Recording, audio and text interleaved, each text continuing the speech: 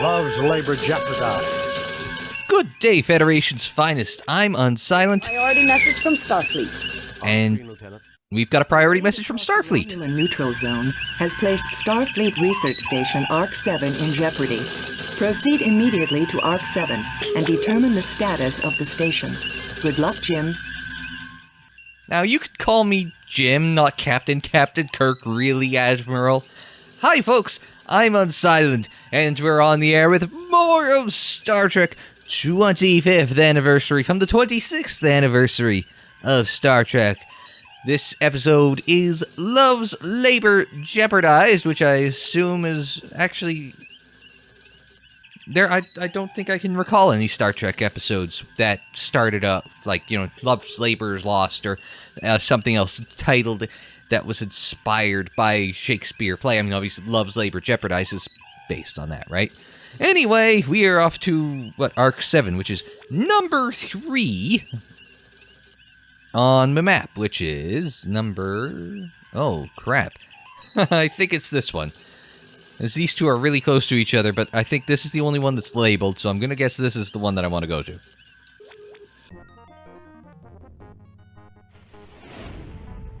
We have arrived at ARC-7. Romulan ship decloaking, Captain. Message from the Romulan ship, sir. Ah, crap. Three, we are aware of Federation plans. Prepare to die. They're arming weapons, Captain. Fine. I really don't like this part of the game. We're already into this. Where are they? Now I gotta find these bastards. I don't think the Romulans need any introduction.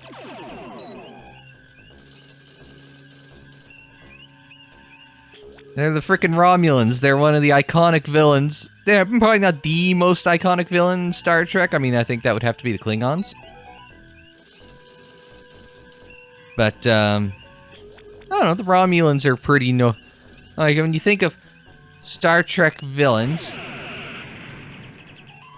Oh, crap, they've taken off our topside shields. Mr. Scott... where's... Crap. E, right? Don't know how long she can take it, Captain. No, that was it. No, D for damage. Shields, Mr. Scott.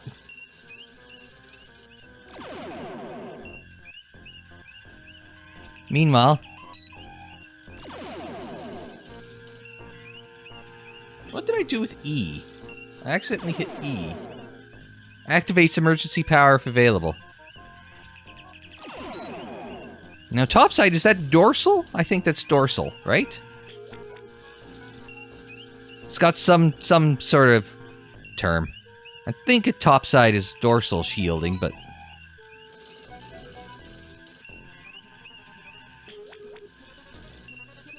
I'm just chasing that dot on the screen, hoping I see.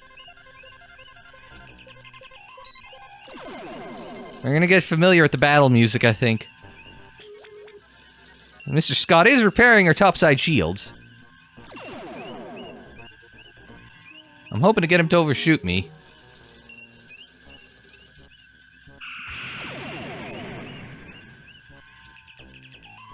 I got a good hit on him. Target analysis on. Oh, I did get a good... Bless you, Scotty. Go, Sulu!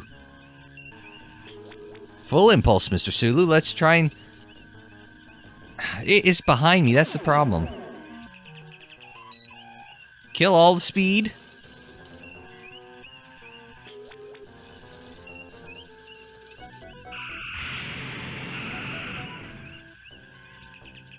That was interesting.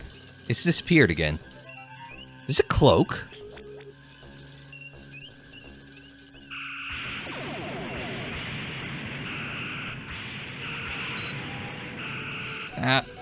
Almost had it. We hit him good there.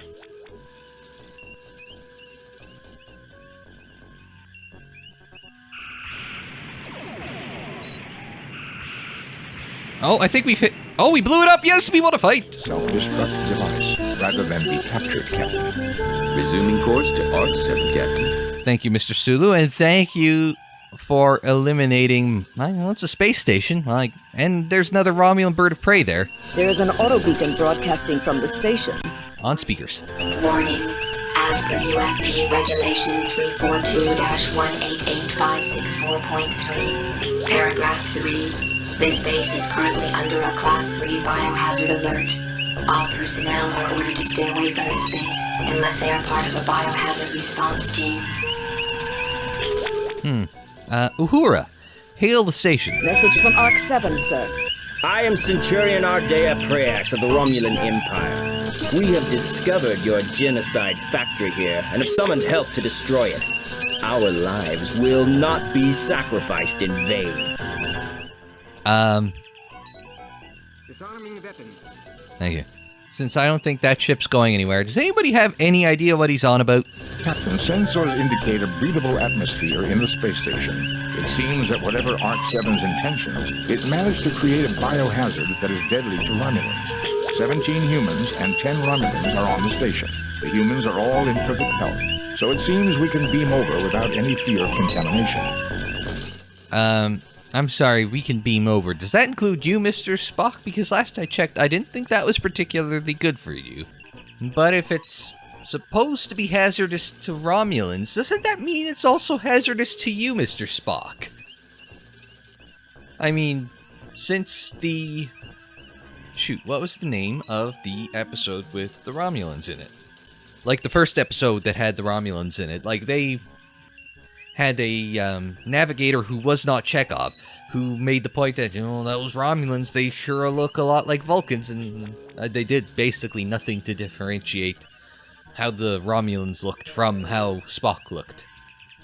Actually, wasn't the actor who, Mark Leonard, he played Sarek, right? Spock's father. Wasn't he one of the original Romulans, now that I think about it? Alright, I suppose it's time that we beamed on over. So Mr. Scott, have Bones meet us in the transporter room. Shields are up. You know, when I tell you I want to beam over, I was going to call you Pavel. No, you're Hikaru. Pavel's the one on the right that looks like one of the monkeys. The band. The singing group.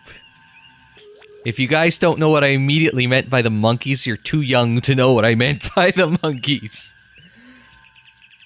When you should know, Sulu, that when I want to beam over, you should put the shields down. Besides your job's navigation, what are you doing dealing with the... oh no, this is the menu. This is the beaming thing. Spock, come with me. Mr. Scott, you have the car. I'll be alright.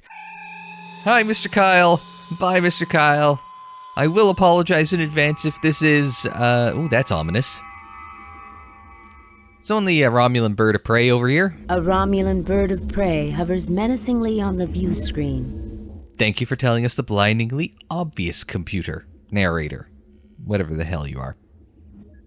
I was going to say, I do apologize in advance if the aspect ratio of the video has changed partway through. I don't know whether it's a DOSBox issue or a GOG update issue or an OBS update issue, but it's been playing around with the aspect ratio of it, of the game. So I don't know if it's showing up as 4:3 or if it's slightly stretched wider than a 4:3, so I do apologize if it's looking a little wonky if it just suddenly switched up on you. But it's better than the first time I tried recording this, when it was only recording like the top left corner, so all you really saw was like about that much of the screen, which doesn't do anyone any good. Anyway, we have a Romulan bird of prey. What have we got? Oh, this is highlighted. The computer terminal is linked into the station's main computer. It is currently running an open file of log programs. Alright, well let's... Spock, check out the station's computer and see what you can dig up. I was going to say, let's look at the computer, but let's just get Spock to play with it. Supplemental. Continued testing of the Ouroboros virus confirms its potential harmful effects on Romulan Vulcan humanoids. As soon as the spill has been cleaned up, we will sterilize both labs and purge the circulation system to make sure no traces of the virus will remain viable. Then all research files must be erased. We must leave no chance that this terrible accident will ever be repeated. Doctor, you may be interested in the medical data file appended to the log. Well, there's a few things to note out of that. One, I was right. It does affect Vulcans too because of the shared the shared heritage of the Romulans and the Vulcans. All right, let's have Bones look at the computer and see what's in here. Now that's interesting. There's more here. All of Dr. Marcus' research data on the Ouroboros virus. Let me see. Virus growth patterns. Pneumococcal mimic affecting Romulan-Vulcan genotype. Alveoli involvement in... Boy, Jim, this bug works fast. Is this really the time to catch up on your reading, Doctor? Now listen here, you pointy-eared... Gentlemen, I think we have more pressing problems. Jim, there is an appended medical database online. Also, it would be useful for me to experiment on how the virus grows in the presence of different gases. I'm sure the station has the necessary equipment. Well, there's one way to find out. I think it's worth pointing out, boy, this bug works fast, and it works on the Romulan-Vulcan genotype. Spock, you said you wanted to come over here. I've got one thing to ask you, Mr. Spock. Are you out of your Vulcan mind? It keeps coming back to that line, doesn't it? Alright, what do you think? You're not Everts or Christensen, I'm gonna guess. Who are you now? Lieutenant Ferris watches the exits carefully. Ferris, alright. Do I even want to talk to you, Ferris? This is a very dangerous situation, sir. We should proceed with caution. Great, well, let's proceed with caution when Spock's dying here. Nothing unusual here, Captain, though the station's computer may be able to tell us something. Hang on a second. Bones is I'm assuming Spock is actually infected. He's infected with the virus, Jim. Good to know. All right, let's use the computer. Check out the station's computer and see what you can dig up. Please select subject file, Ouroboros. So let's see what options we have. We have Ouroboros. LTDH gas. I know it's been a while since I've taken chemistry. I haven't taken chemistry since high school or had a passing interest in it since high school. I sure as hell don't know what the hell TLTTH is. Nitrous oxide. NO2, I know that one. Ammonia. I don't remember what the chemical composition of ammonia is. Dihydrogen oxide. Exit. Ouroboros. Alright, let's go through these one at a time and see what we got. Ouroboros virus. Atypical growth patterns for L-type virus. Opportunistic pneumococcal mimic affecting Romulo-Vulcan genotype. Etiology, contact or airborne vector with alveoli microcollapse. Involvement immediately upon exposure. Tissue dehydration follows pneumal flooding. Mortality, 0.6 in 1.0 stardates. 1.0 within 2.0 stardates treatment, none. Named for the mythic world snake that swallows its own tail.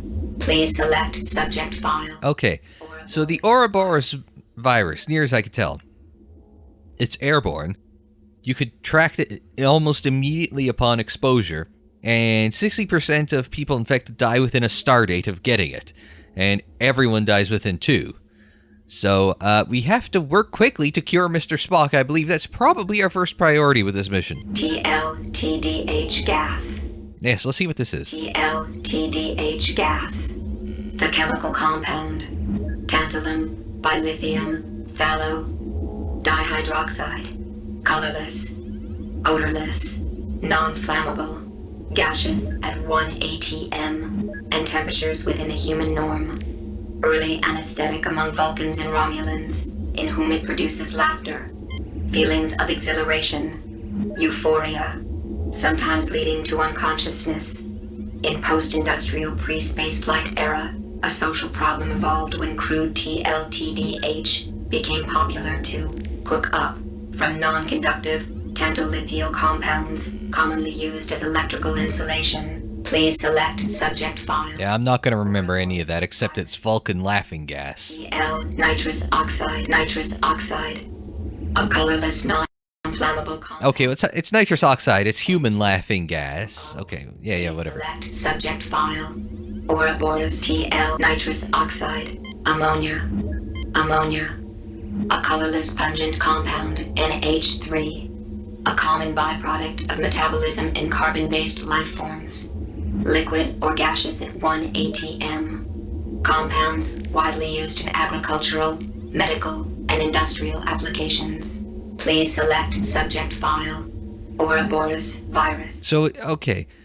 it's building us up to something here, because we're talking about, there's no known cure, blah, blah, blah, for Ouroboros. Bones is talking about experimenting with gases on the virus. We've got all these gases here. TLTDH, which is laughing gas. Nitrous oxide, which is human laughing gas. Ammonia, which it said it had medical uses, so I'm almost wondering if we apply ammonia to the Ouroboros virus or release it into the, if we give it to Spock and have him huff it or put it through the ventilation system or something, well, hey, everything's fine, we're all good, something like that, Dihydrogen oxide. I don't know what dihydrogen oxide is going to do for us, but... Hydrogen oxide. A colorless, tasteless, non-flammable compound. H2O. Water. Liquid, solid, or gaseous at 1 atm. Temperature scales defined in most humanoid cultures by state shift of pure water. Please select subject file. Dihydrogen oxide. It's a very fancy way of saying H2O. I should have picked up on that one, huh? Yeah, that's it. All right, we will... What kind of gases exit database? All right. Okay. So, we have got to figure out... how to help Mr. Spock. Because that's the trick, is we've got to save him, and then maybe we'll save everyone else after that. Well, this place looks fancy. What have we got here? This is a large engineering safety door with heavy shielding. Its entry codes seem to be breached. Alright, so we've got an engineering thing. We got a turret. A device to accelerate neutrinos. Not much good for anything else. Okay, so we've got a neutrino accelerator that isn't a turret, but that sure looks like a turret now, doesn't it? This is a distillator used to isolate specific compounds from raw material. I get the feeling we're going to be needing to use that at some point. That's nothing. That's... What's your name? Ferris doesn't know much about chemical formulas. Ferris. So we've gone from Everts... Uh-oh. Spock is coughing. That is bad. I do believe Mr. Spock is about to bite the dust. This chamber is where virus samples are placed. Is it the whole chamber, or...? This nozzle is where anti-agents are placed. Okay, and what's in the freezer unit? This is a large refrigeration unit.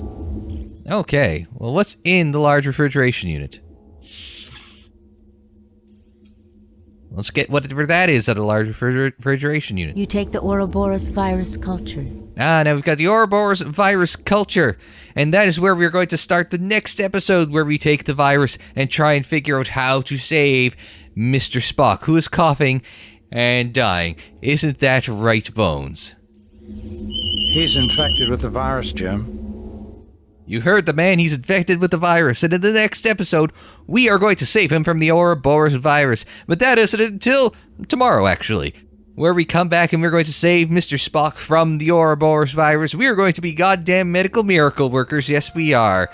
But that's not until the next time. So, thanks very much for joining me. Like the video if you liked it. Subscribe if you're new. Share on social media. Follow on social media. The social media handle is Unsilent On Air. And that's on Facebook, Twitter, Instagram, and Tumblr. And until the next time, I'm Unsilent. Thanks very much for joining me. Like, share, subscribe, and I will see you next time.